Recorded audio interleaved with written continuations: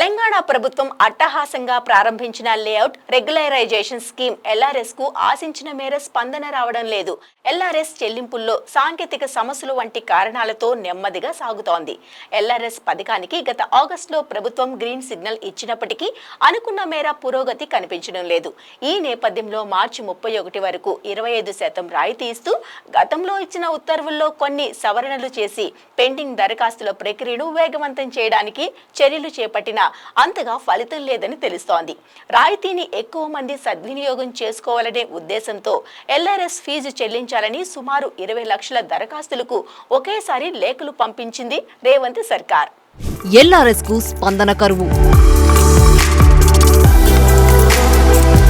Proceedings ఇవ్వడం లేదని ఆందోళన. సాంకేతిక సమస్యలను పట్టించుకోని అధికారులు.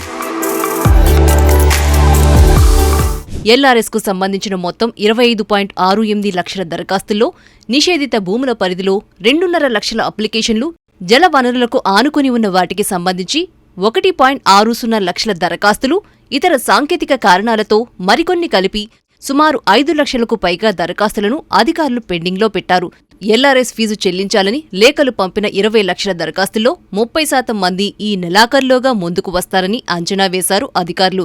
కానీ నెలాఖరుకు ఇంకా 2 రోజుల సమయం మాత్రమే ఉండగా అనుకున్నంత మేర దరఖాస్తుదారుల నుంచి స్పందన రావటం లేదని తెలుస్తోంది. ఎల్ఆర్ఎస్ ప్రక్రియ కొంతమేర గందరగోళంగా ఉండటం, సాంకేతిక సమస్యలు తలెత్తడమే ఇందుకు కారణంగా చెబుతున్నారు. ఎల్ఆర్ఎస్ ఫీజు చెల్లించినా వెంటనే ప్రొసీడింగ్స్ ఇవ్వడం లేదంటూ దరఖాస్తుదారులు ఆందోళన వ్యక్తం చేస్తున్నారు. 10 రోజుల వ్యవధిలో ప్రొసీడింగ్స్ ఇస్తామని ప్రభుత్వం ఇచ్చిన ఉత్తర్వుల్లో చెప్పినా ప్రొసీడింగ్స్ జనరేట్ అవ్వటం లేదు. ఈ సందర్భంగా దరఖాస్తుదారులకు తలెత్తుతున్న సందేహాలను క్షేత్రస్థాయి అధికారులు నివృత్తి చేయడం లేదని అంటున్నారు. ఎల్ఆర్ఎస్ ఫీజులు చెల్లించినా ప్రొసీడింగ్స్ ఎందుకు ఇవ్వడం లేదంటూ దరఖాస్తుదారులు ఖైరతాబాద్ జోనల్ కార్యాలయంలో ఆందోళన నిర్వహించిన ఘటనే ఇందుకు నిదర్శనంగా చెప్పుకోవచ్చు. ఎల్ఆర్ఎస్ ప్రక్రియలో తలెత్తుతున్న సమస్యలపై స్పష్టత ఇవ్వాల్సిన అధికారులు తమకేమీ తెలియదన్నట్లు వ్యవహరిస్తుండటంతో దరఖాస్తుదారులు డైలమాలో పడిపోతున్నారు.